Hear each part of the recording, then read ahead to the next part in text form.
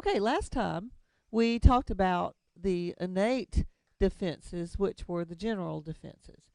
And you need to remember that the big difference in the innate defenses and the adaptive or specific defenses is that innate defenses are mechanisms where that particular defense can combat a lot of different pathogens, not just one type that has one antigen on it.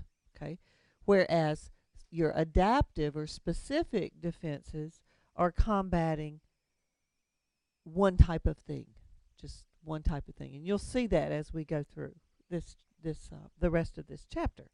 Okay, and so the rest of what we do in this chapter deals with these adaptive defenses, which is also referred to as immunity. And I talked a little bit about this just prior to discussing the blood types, the antigens and the antibodies, but I want to review it a little bit.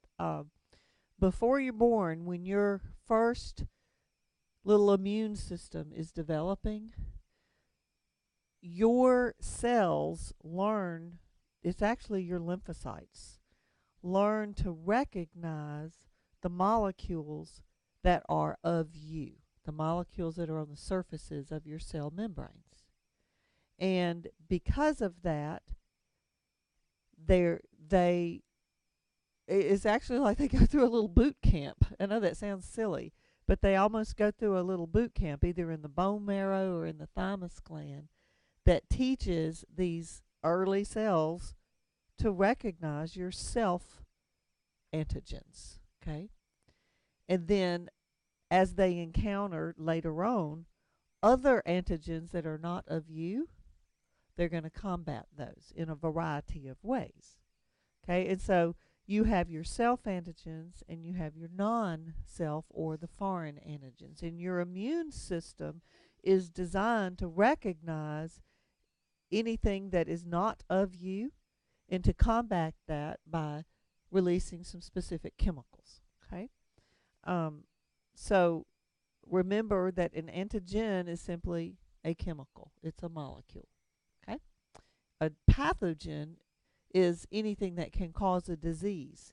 And our immune system recognizes pathogens because of the antigens on the surfaces of those cells or the proteins that are part of the protein code of a virus. Okay, which, because that's not a cell. All right, does that make sense? All right, and the chemicals that are released and the activation of the immune system is due to antigens. So it's specific for certain antigens, not for a variety of things. And it protects you, your immune system protects you not just in the place where the pathogen might be, but all over the body, okay, wherever that pathogen roams. So it's systemic. Whereas those non-specific defense mechanisms pretty much were localized to the area where the pathogen is. Like if it's a mucous membrane, to that place or to the skin. Okay. And then the coolest thing of all about the immune system is that it develops memory. And we'll talk about what that means as we go through the action of the different lymphocytes. But you all know there are certain diseases, if you get them once, you'll never get them again. And we'll talk about why. That's because the immune system develops memory, and we'll look at that. On your test, if I ask you, what are the cells of immunity? Your immunity is provided to you mostly by lymphocytes, but also your macrophages, okay, which are some of the phagocytes of the body. Right? Okay. So if we look at our body defense, we've talked about your first and your second line of defense, but when a pathogen first enters you, the first thing it's going to encounter are these barriers like the skin and various mucous membranes. Okay, but if the pathogen makes its way through that, then your second line of defense kicks in, which is some of those non-specific mechanisms we've talked about. Okay, and then the third line of defense is your immune response. And we're going to see today that you have two types of immune response provided by the two different types of lymphocytes. You have what's called cellular immune response, and you have a humoral immune response. Okay. So I've mentioned to you on numerous occasions that you have different kinds of lymphocytes. Okay, here we're going to talk about them just a little bit more. One type of lymphocyte is the one that's influenced by thymosin. This is the one that gets its boot camp training in the thymus gland because of thymosin and other things. But they're called T lymphocytes or T cells. And the kind of immunity they're involved in is the one referred to as cell mediated. You'll see what that means later on today. All right, and then the other kind of lymphocyte is assumed to mature just in the bone marrow. So that's where it gets its boot camp of recognition. And they're called the B cells or the B lymphocytes. And these are the ones that are involved in what's called humoral, or this is also the humoral or antibody mediated immunity. Humoral or antibody mediated immunity. Okay. Okay. And so here you see a little picture of the lymphocytes getting their boot camp training in either the thymus gland or the bone marrow. And then once they do that, they get out into the circulation. They can go through the bloodstream, or they can reside in specific lymphatic organs like the spleen and the lymph nodes. Okay, this is showing them moving to the lymph nodes. So in all the places of your body, you have both the B cells and the T cells. Okay. All right, and in your book, I believe they look at the humoral, the T cell immunity first, but I like to do the B cell immunity first. Okay, so we're going to start with that. This is, I want you to stay on this page. All right, and just look at this. All right, and we're going to go to some pictures. All right, what you're seeing right up here is a B cell. And I want you to notice that it's got these receptors on it, on its surfaces. All right, and these receptors, every kind of B cell has a different kind of receptor on it. And this just blows my mind that we have receptors for foreign antigens that really kind of don't exist yet. It's just bizarre. However, notice the receptors on the B cell. All right, do you see how it says antigen receptor right here? All right, and do you see how that fits like a puzzle piece on this antigen? Here's a bacterial cell, and it has little antigens on its surface, and the receptor on the B cell is specific for that particular antigen. So if that antigen gets in you, then that's going to activate a B cell. A B cell activation is due to the presence of the antigen that it's specific for. Okay? So, and what does it mean when it gets activated? That simply means that it's going to start dividing. And that dividing is called proliferation. So it divides and divides and divides to maybe produce 1,000 cells just like it that have exactly the same receptor on it. See that receptor? They're all the same. Okay? And so when you have a bunch of B cells that are all just alike, it's referred to as a clone of B cells. And this clone results from the proliferation or cell division of an activated B cell. What activates a B cell? The specific antigen that its receptor is attracted to. Okay? And it is only attracted to that particular foreign antigen. Okay, so when you got this clone of cells resulting, it's not just 4 of them, it's more like 1,000. And 20% of them or so don't do anything. They just sit there for the next time and the next time and the next time. And they're referred to as memory cells. So here's a memory cell. Here's a dormant memory cell. See how it's got the same receptors on it? And it's not just 2, it's a whole bunch of them, hundreds of them. Okay. But the other cells start releasing their receptor. And now that receptor is referred to as an antibody. Okay. And so we talked about antibodies a little bit when we did the blood type. Okay, those antibodies are specific for a particular antigen, aren't they? And we're going to look at how antibodies function in a few minutes.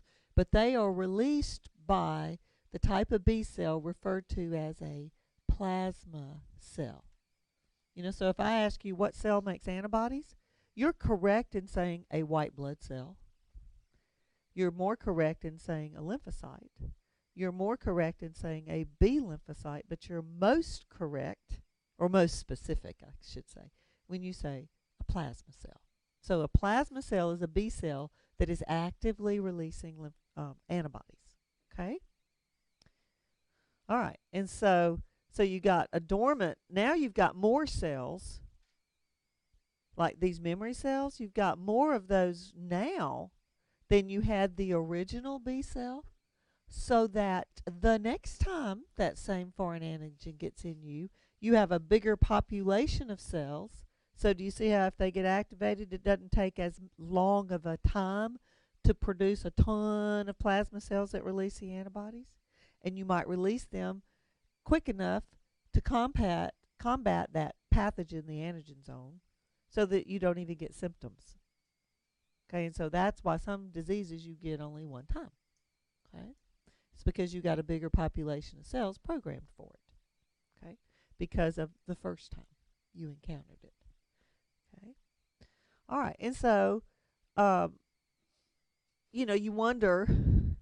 We haven't gotten into this very far, but you probably already have some questions. Well, why do you get certain diseases more than once? Like, how many of you have had more than one cold in your life?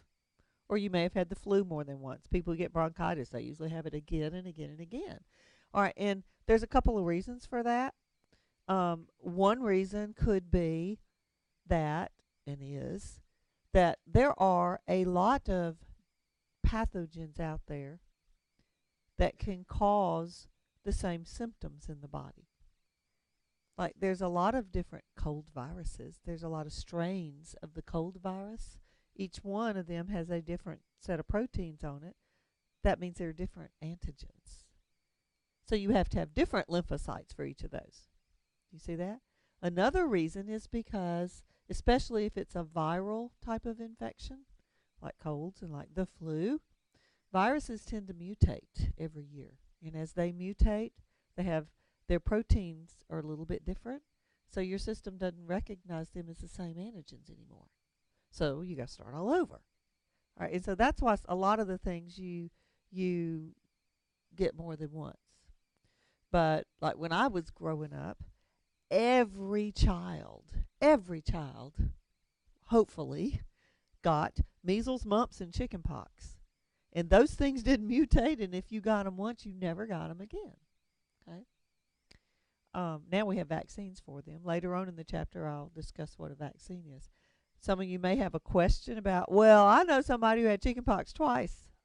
And usually it's because the first time it wasn't a very bad case, and basically they didn't build a big enough clone of memory cells. Okay, so they got it again. Yes. She asked, every time we get the flu, does that mean you can't get the same strain? The answer is yes. Yes. So when you get a flu shot, it's for last year's flu, basically. Hopefully it hadn't mutated enough. And there's various strains every year. Did you know there are different flu shots each year? Okay. Anyway, we'll go into what a vaccine is and how that helps you later on today. All right, let's look at antibodies. You can see the shape of the antibody looks like a Y. And part of it, the little forked part, the end of the forked part is the antigen-specific part. And the rest of it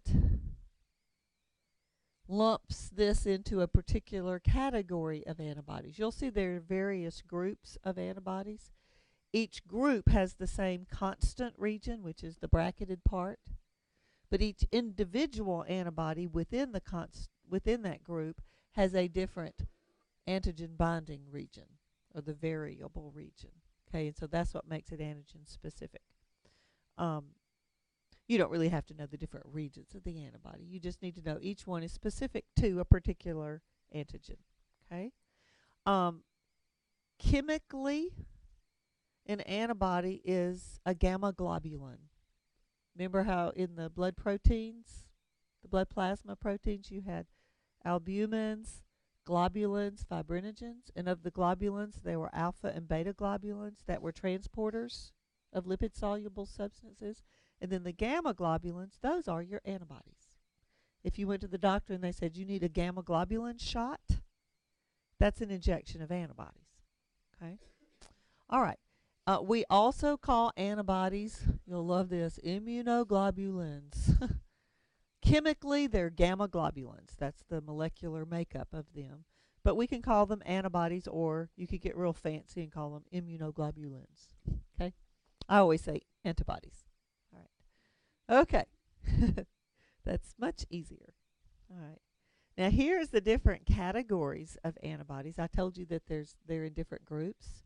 Within each group, you've got a whole bunch of them for specific foreign antigens, But immunoglobulin G is the most abundant of all of your antibodies. And you need to make sure you know that. It's easy to remember that one's the most abundant because it's the one that has the most G's in it. Okay? That is the way I remember. It's stupid, I know, but it works. But these are very active in you, and you can see they fight all kinds of things. All right, then immunoglobulin A's are in a lot of the exocrine secretions.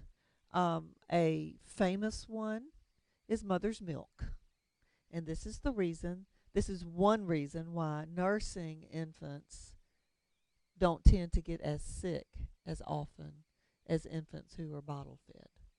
And one reason is because they have some extra antibodies that are coming in that their mother has made during the course of her life. Okay. Another reason is probably that there's a much higher percentage of bottle fed babies in daycares than there are nursing babies in daycares. So, but then also, if you're under a lot of stress, you tend to get sick more frequently. And they have found that when your body is under stress, you don't produce as much of the IgAs, and so that may be one reason you're not as protected. All right, IgMs.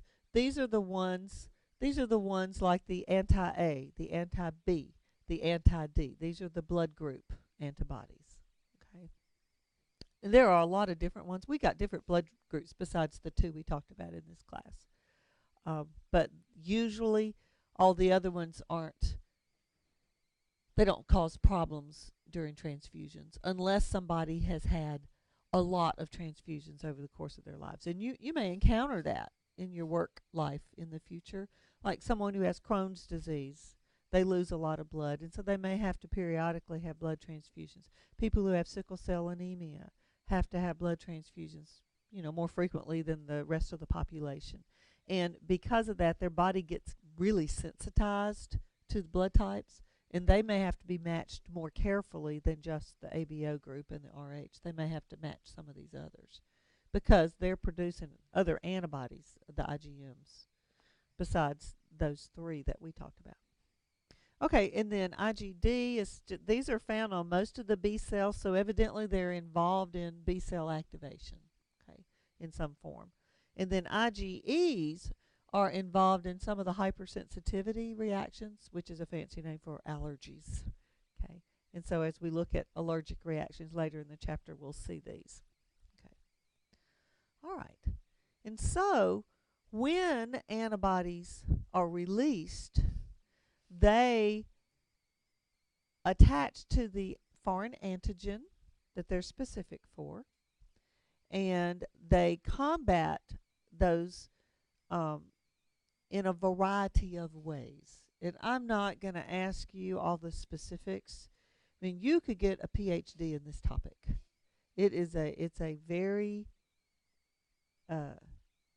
rigorous field of study, and you're basically going to learn what I know, which is not a whole lot about it. But the more I learn, the more interested I am in immunology. But anyway, you have learned one way antibodies work, in that they cause the cells that the antigens are on to clump together, okay? And that clumping of cells then that could attract phagocytes to I didn't even have this listed. It should be listed. There it is right there. It's just a bunch of different things, but it can cause that agglutination, which clumps the antigen-bearing cells, and sometimes when they're clumped together, like if it's bacterial cells, they can't do anything. They can't divide, so it neutralizes them.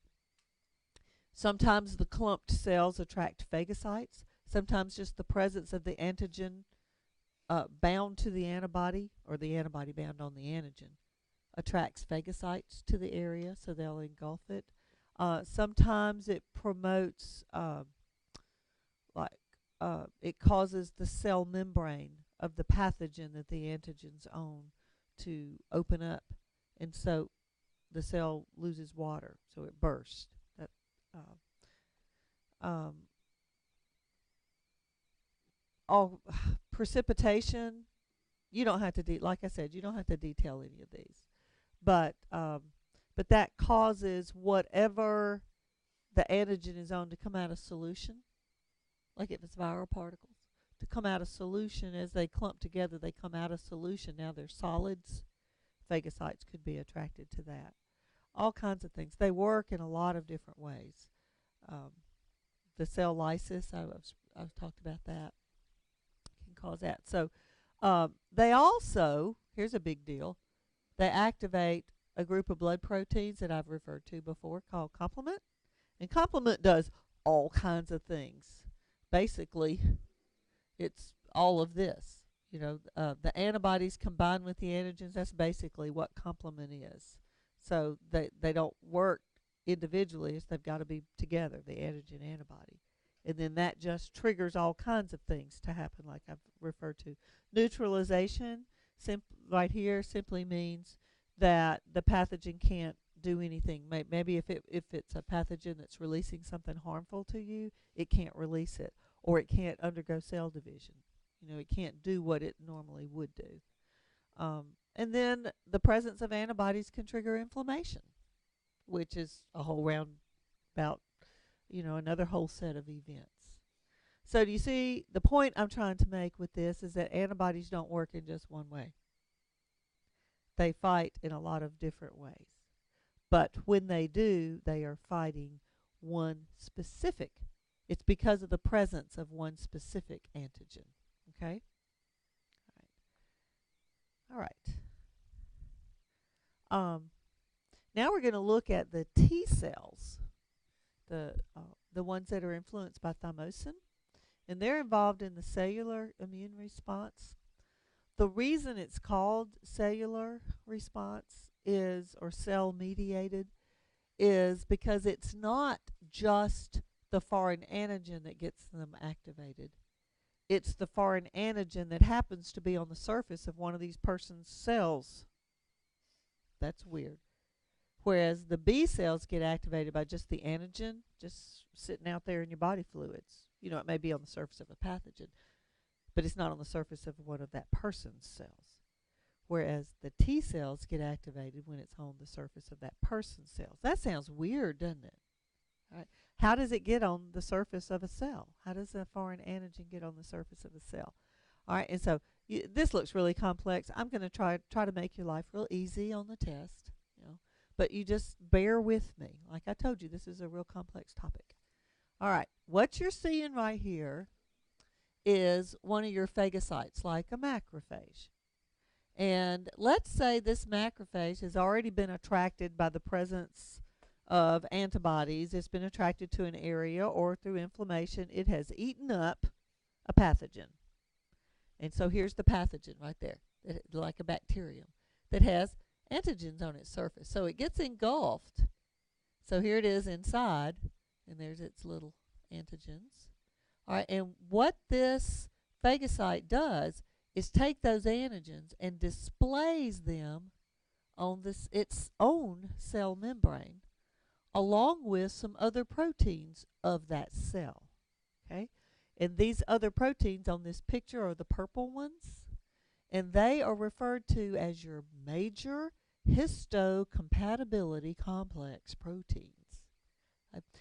Do you recall a little while ago I mentioned to you during lymphocyte boot camp, especially in the thymus gland, in their boot camp, they learn to recognize your body's own molecules? All right, and they're recognizing the MHCs. Okay? They're recognizing those MHCs. All right.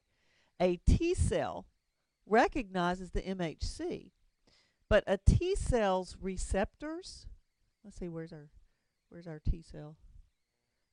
This is not showing everything on.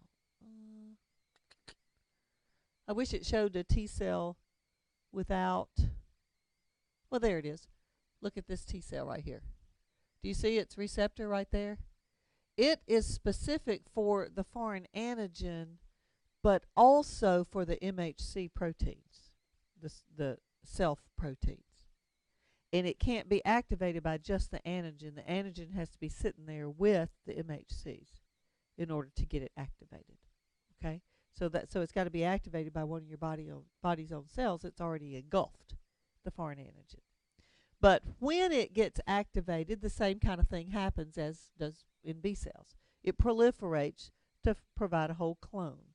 Some of those become memory cells, and some of them start secreting chemicals. It's just they don't secrete antibodies. They secrete other chemicals, okay, that help your immune response.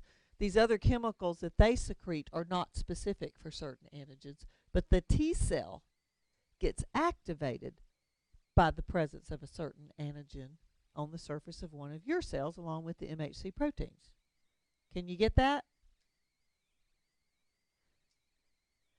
Okay. All right. Y'all are laughing at me. Okay, so let's look here. See, it says all that right here. A lymphocyte must be activated before it can respond to an antigen. And then, so for T cells, that means the antigen has to be on another cell of the body. Here, they've talked about antigen-presenting cells. You don't have to use that word as you study for your test. Just know, let's just use the example macrophage. That's the main one. But there are some other ones too. Okay? And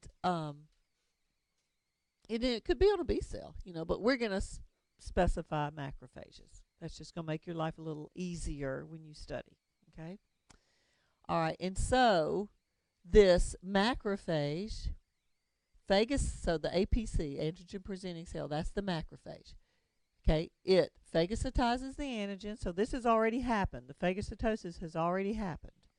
All right, it digests it and displays the antigen on its own membrane along with its own major histocompatibility complex proteins.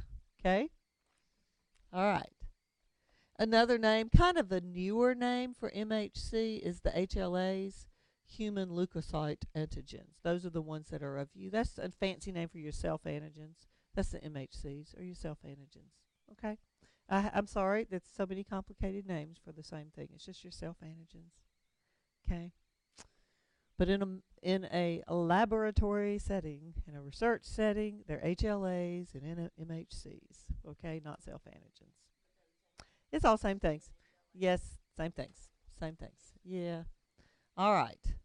So when that T cell encounters the antigen it's specific for on the surface of one of your macrophages, along with your MHCs, okay, then it's going to get activated, okay? And when it activates, it's going to divide.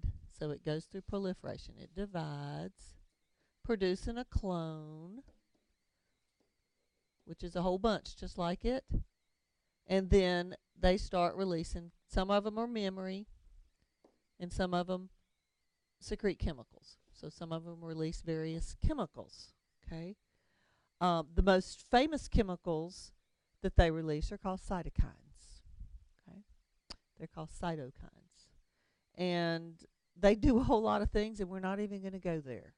Okay, just trust me. They do a lot of things, kind of like antibodies do a lot of things. Okay, they're just not antibodies. They're not specific for a particular antigen. Okay. All right. But there's different categories of T cells. There's different categories. Okay, one category of a T cell is called a helper T cell, and that's the one that you've seen pictures of throughout this chapter, like this one right here. Here's a helper T cell.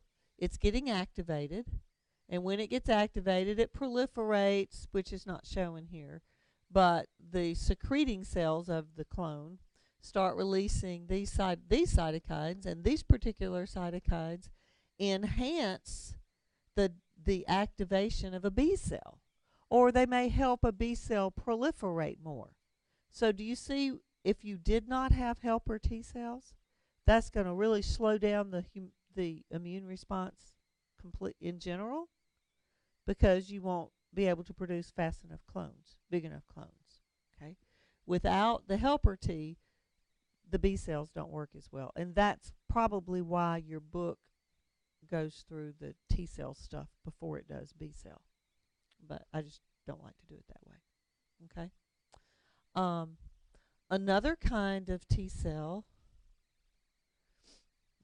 Back up. Another kind of T cell is called a cytotoxic T cell, or you can call them killer Ts. Killer Ts. It kills cells. Their chemicals actually, they attack cells and kill them. Now, this is where it gets super complicated as you read your book. And I'm only telling you this because I know you read your book, don't you? If you back up to the innate or the general defenses, it said natural killer cells as general defenses. That's these right there. They're a type of T cell that's not involved in the immune part where it's antigen specific. But they still got to get activated. But some, well, there's different kinds of cytotoxics. Some get activated just like I've shown you, and so they are part of immunity. But others they start releasing the cytokines because of, this is really blow your mind, the absence of MHCs, which a cancer cell loses some of its MHCs. A viral infected cell loses some of its MHCs. And natural killer cells, like cytotoxic T cells, recognize the absence. And they're going to combat the cell by releasing cytokines. Interferon is an example of a cytokine. We talked about interferons. Are you totally confused? After I go through this, then I'm going to lay it out super simple as far as your test is concerned. Okay? Yes, ma'am. Yes, which you don't need to write down. I was just telling you that in case you read your book. Okay? I know. Yeah, I'm going to lay out exactly. This is a very complex topic, but I am going to try to make it super simple test-wise. Okay? But I need you to realize it's complex, because I don't ever want you to go somewhere else and say, well, I thought the immune system was a simple little thing. It is not. It's super complicated. And then you have memory cells, and that's for the future. Okay? All right. So here you see it again. Here you see some helper T cells. See, this helper T cell is producing chemicals that enhance the proliferation of a T cell. This one is enhancing the proliferation of a B cell. So the helper Ts are very neat. You've all heard of the AIDS virus, HIV? It infects a particular type of helper T cell. So do you see how that can shut down somebody's immune system? So when somebody has full-blown AIDS, they're getting illnesses that most of us can combat pretty much more easily, because they have a very suppressed immune system because they don't have enough helper T cells. Okay? I'd like for you to know the AIDS virus attacks helper T cells. Write that down. I think I've got that in your notes somewhere, but just in case I don't, make sure you know that. I guess I don't. I should have. Let me put it right here. HIV, that's the AIDS virus, HIV. Human immunodeficiency virus. That's what that stands for. It attacks a particular type of helper T cell. Okay.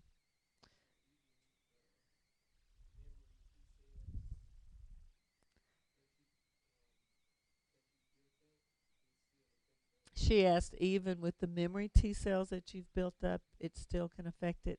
Yes, but everybody is affected a little differently. Some more severely than others, and it probably has to do with how many memory cells they have.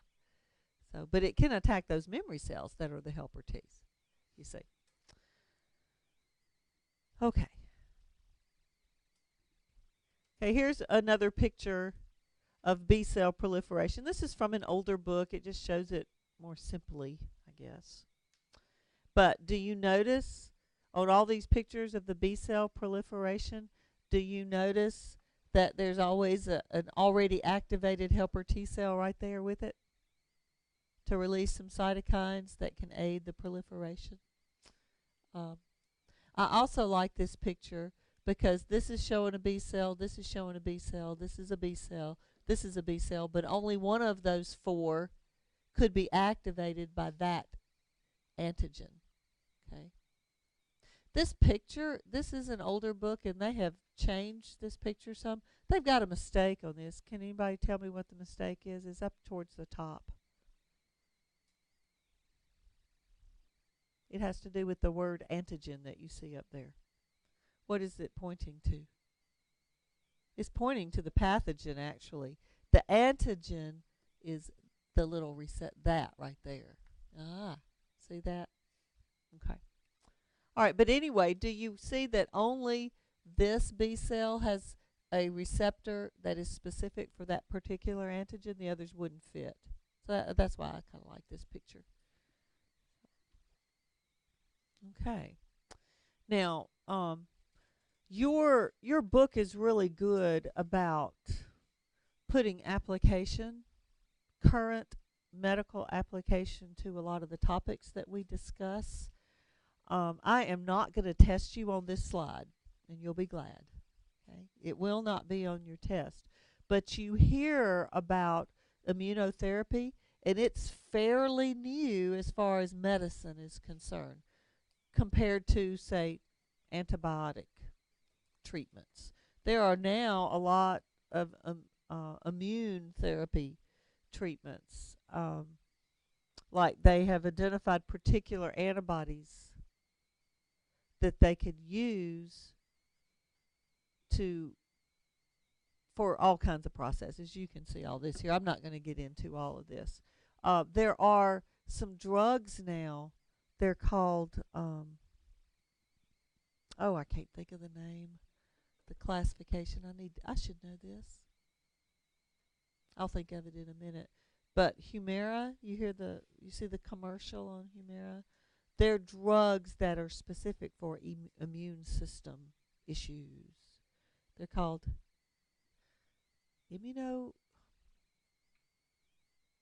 not biologics, but anyway, but they target immune responses. Anyway, but I'm not going to test you on this immunotherapy. Do not worry about that for a test. Okay. Let me put a blank slide up and lay it down simply on the difference in B cells and T cells and what you need to know about that as far as your test is concerned. Okay.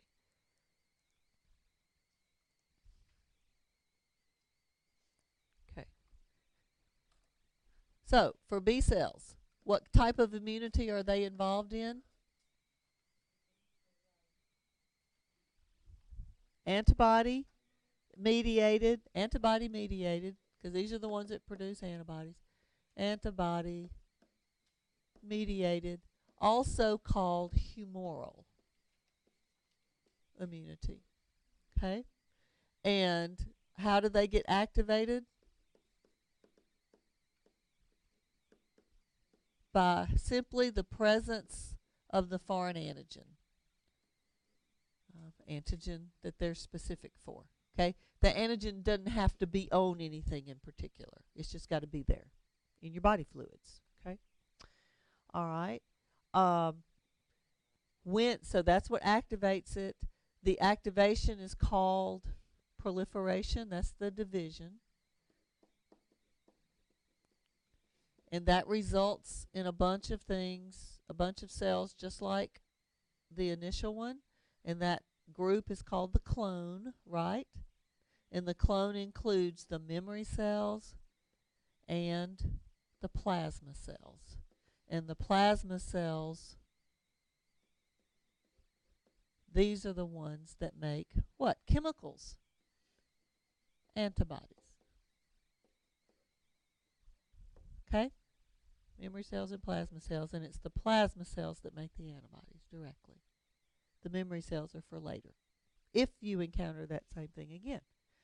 Okay, that's in a nutshell. That's the B cells, and then you need to know about antibodies, the different categories of antibodies, like I talked about. Okay, all right, and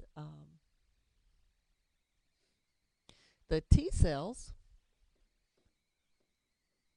or T lymphocytes, those are involved in cellular immunity, or you could say cell mediated immunity.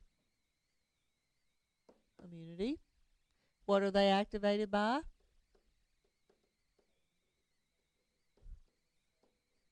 They're activated by the antigen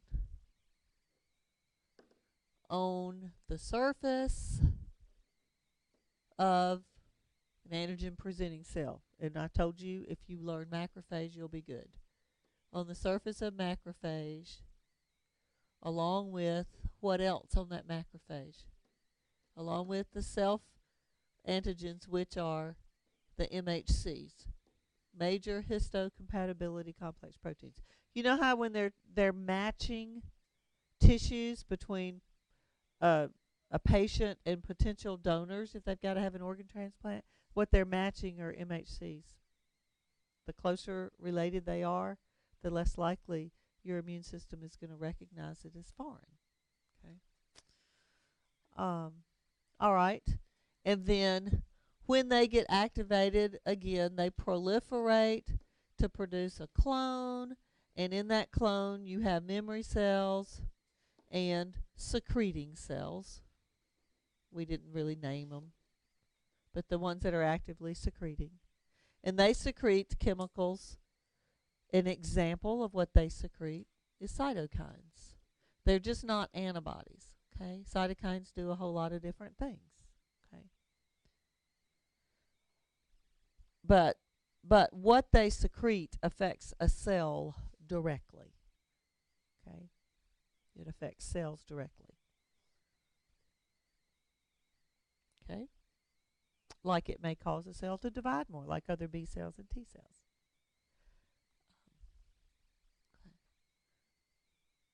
Okay, maybe that will help, but still read through the rest of it. Okay, and then there's different kinds of T cells. Just know the killer T's, the cytotoxic T's, their chemicals affect the cells in a bad way, destroy them. The helper T's aid cell division of other B and T cells. Okay, and then the memory cells, they're just sitting around for next time and next time and next time. Okay? So that should make it a little bit simpler, a little bit. Okay. All right.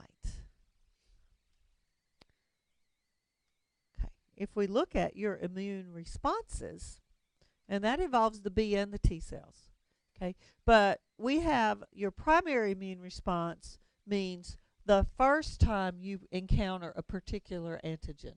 And that's what we've been talking about, is your primary immune response. The first time that antigen is encountered, you go through all that proliferation to form the clone, and it may take a week or so to build a big enough clone, especially with the B cells, so that enough antibodies appear in the body fluids to battle the pathogen that has antigen on it.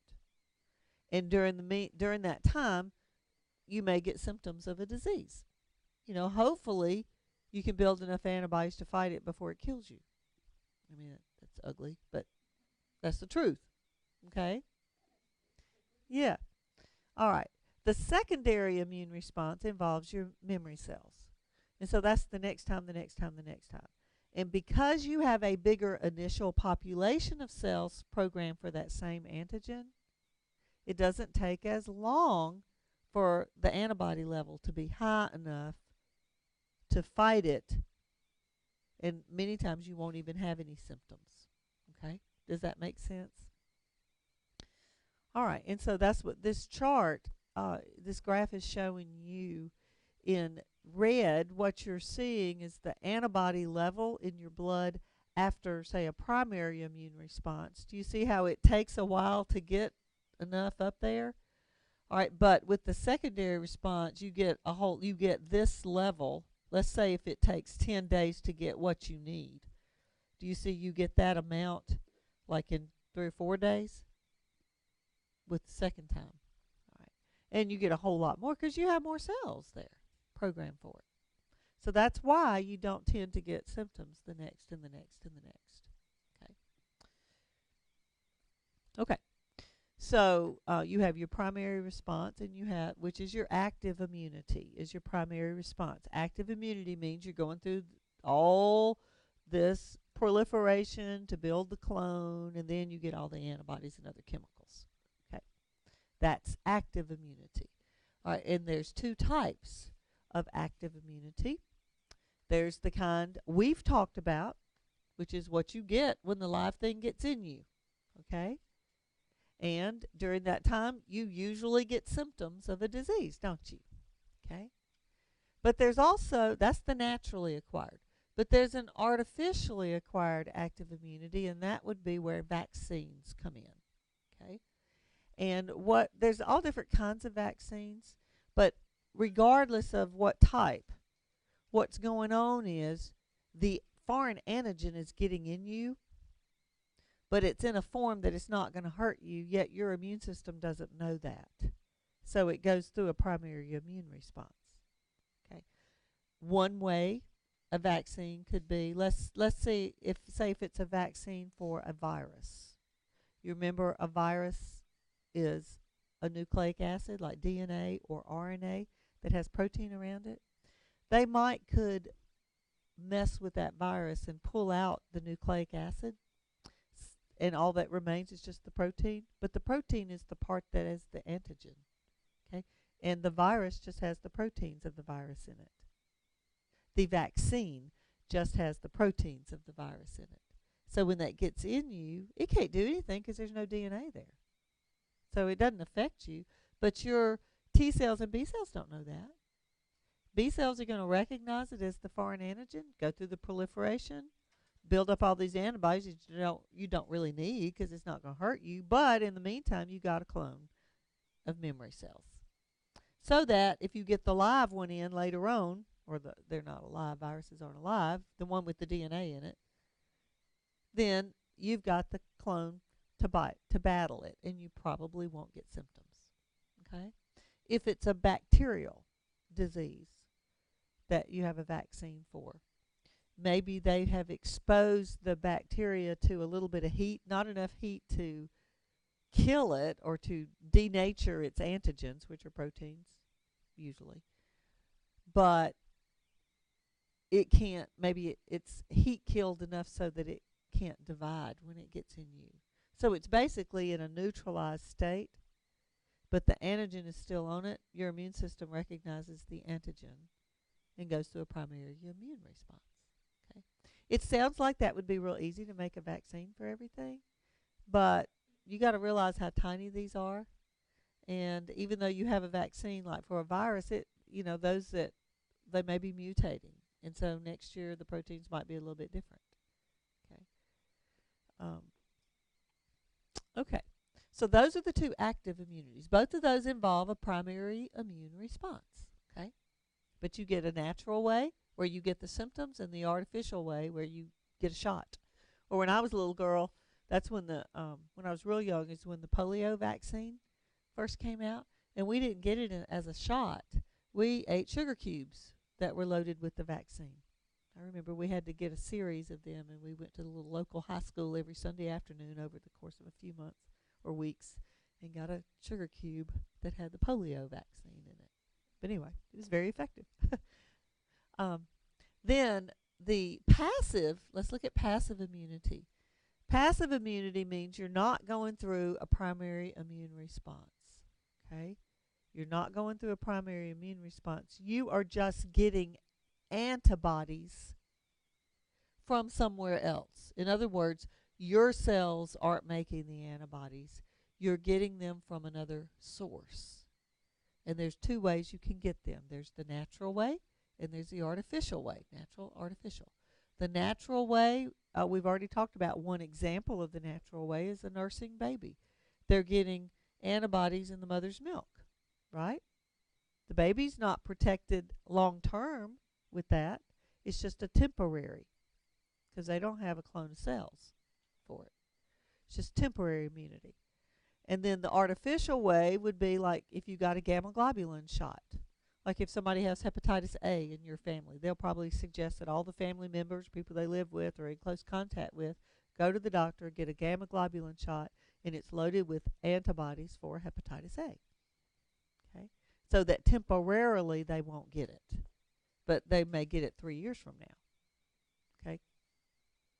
So both of these artificial ways, if for your test, you can think of a shot, either a vaccine or a gamma globulin shot. The vaccine makes you go through a primary immune response. The gamma globulin shot is just an injection of antibodies made somewhere else. It's temporary. Okay? All right. Another natural way you can have passive immunity would be before a baby is born, while the baby is still attached to the mother by way of the placenta. Antibodies that the mother makes crosses the placental blood vessels of the mother to go into the placental blood vessels of the baby, and then it gets in the baby's bloodstream. Again, it's temporary. How many of you have ever heard of a brand new newborn baby getting a cold? It doesn't happen, does it? When they're just a few days old? No, when they're a few months old, yeah. But brand new babies typically don't get sick unless they were born with some congenital issue. They really don't get illnesses. And it's because they've got right there all the antibodies that the mother's been making her whole life. But they don't last very long in that baby. Okay. All right, and this is this exact same chart from a much older book, and I only have this in here in case you're looking at this in your notes and you can't read the other one because it's so tiny. So, but it's the same thing. All right, and I mentioned to you about allergies. In your book, now don't get overwhelmed. You're not going to have to know all these type 1, type 2, type 3, type 4. Okay. But in your book, you know, now we kind of call allergies hypersensitivity reactions. But that's when your immune system's doing some kind of weird things and it's reacting to chemicals that it shouldn't be reacting to, basically. And there's different kinds of hypersensitivity reactions. The ones I'm going to test you on are this one and this one, but we're not going to call them type 1 and type 4. We're going to do them like this, okay? The type 4 is a delayed reaction allergy. Have you ever heard that sometimes, let's say if you're using an antiperspirant for years and years and years, and then all of a sudden you start getting a rash when you use it, whereas 5 years ago it didn't bother you? All right, that's somehow repeated exposure to the same chemicals, which are not necessarily foreign antigens that an immune cell would recognize, but sometimes it just triggers inflammation. So that's not as much of an immune system other than, you know, it may have complement chemical. It's just kind of weird. All right, you just get inflammation by repeated exposure to the same thing over and over again. The type 1 hypersensitivity reaction is the one that is more of an inherited allergy, where genetically you have cells that are recognizing something as a foreign antigen that in most people it wouldn't be considered recognized as that. For example, proteins on a particular pollen grain or proteins on the surface of seafood, you know, like shellfish. You know, some people have allergic reactions to shellfish. A latex allergy. Latex doesn't bother some people, but on others, it could. Those chemicals that you're producing antibodies against when you really shouldn't are referred to as allergens. The person who has an allergy for that treats them as a foreign antigen, you know, like with pollen grains and stuff.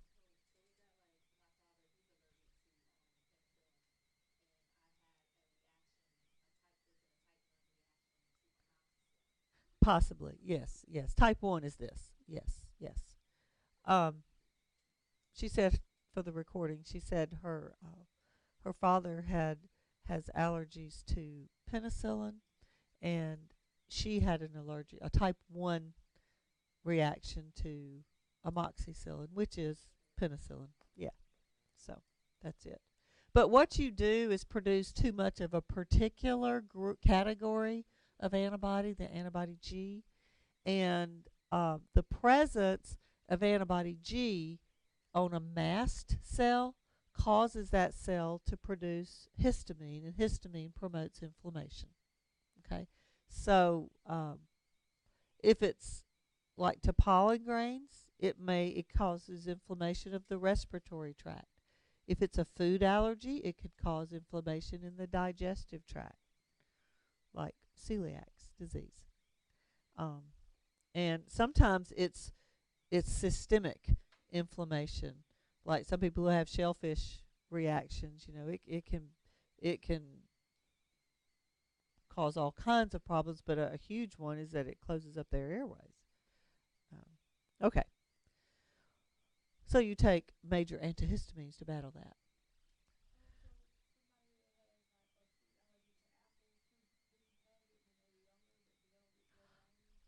She asked, "What if you know somebody who has an allergy to apples? Really, to apples? That may be a delayed reaction. I don't know." She said, "Yeah, well, I don't know. Your Everybody's immune system is different, and some people's immune systems are a whole lot more quick acting than others are. All right, and some people get sick more easily than others. We're all different. Y'all can ask me a million questions, and I can say I don't know." So anyway, so here's an example of the inherited type of allergy, that type 1. But here, like, this is a pollen grain, and it's got little proteins on it. So a B cell gets activated, starts releasing IgEs, which attach to mast cells. Mast cells are some of the cells of the body that produce histamine, and then histamine triggers inflammation. Okay. Most of the time, thank goodness, our immune system works just great and helps us and is battling it's like an army in you.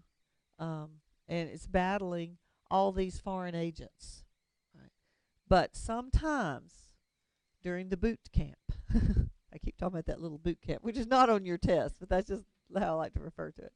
During that initial little boot camp, sometimes some of the cells, some of your lymphocytes, somehow get programmed to recognize molecules of you as being foreign. And that's what an autoimmune disease is. There are all different types of autoimmune diseases.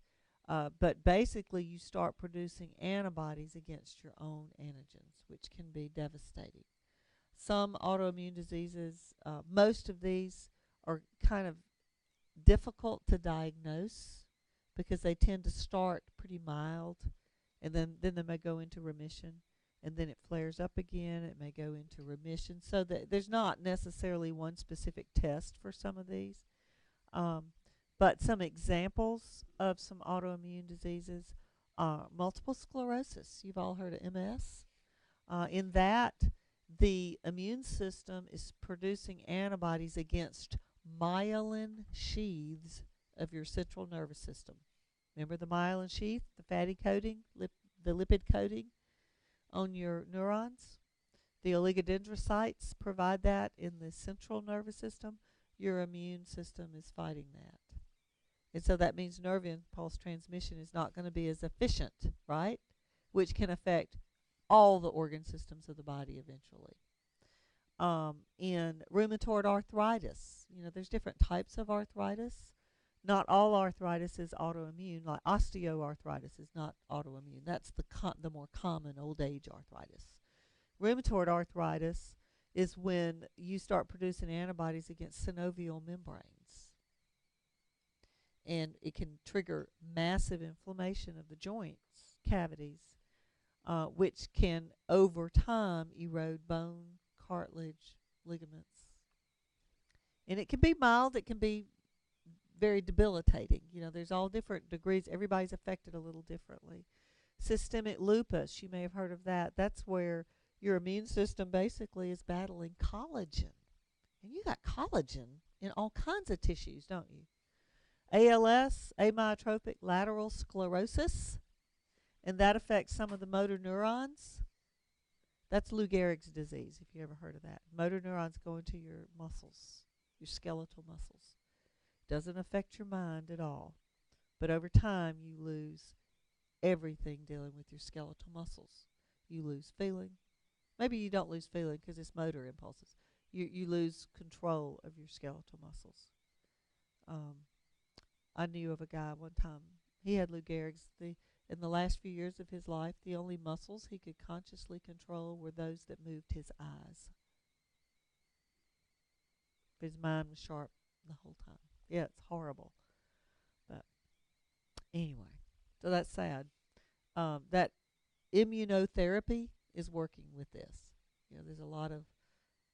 I cannot think of the name of that category of drugs like Humira. It's a type of maybe it's called biologics. I don't know. But they're helping with these. But there's no cure for any of these yet. Maybe one day. If a person has to have an organ transplant, they're getting foreign antigens in them from somebody else. So that's why they've got to match the donor and recipients very closely, so that the recipient's immune system will not as likely recognize it as foreign. Okay, but regardless, the recipient is going to have to take immunosuppressive drugs the rest of his life, which suppresses the immune system, which is good so that you won't reject that transplanted tissue. But do you see how you could get illnesses a lot more easily? So a lot of times you hear about somebody who's received a heart transplant. It took, everything was great, but just a few months later they developed pneumonia and they couldn't recover from it. And they passed away. You hear about that. The only kind of transplant that is not an issue with tissue rejection is a corneal transplant. Because the cornea, evidently there aren't recognizable antigens on the surface of it. So you can take anybody's cornea if you ever need a corneal transplant on your eye. Yes.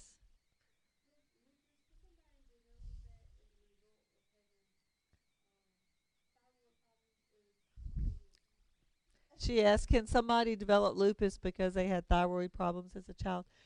They don't know what triggers autoimmune diseases. Some people are more susceptible to them, but they still have to have an environmental trigger for it. It could be extreme stress. Sometimes it may be exposure to some virus. It's just there's different triggers, they think, for some of these. And maybe a thyroid issue is a trigger for that one. I don't know. Here you see a list of a lot of different autoimmune diseases. You don't have to know any of these for your test, but you've probably heard of some of these. Ulcerative colitis, Crohn's disease, which is kind of like that, but you may know somebody who has that. Bunch of different ones. Type 1 diabetes is an autoimmune disease where you're fighting cells in the islets of Langerhans that produce insulin. Okay. All right. That is your lymphatic system chapter.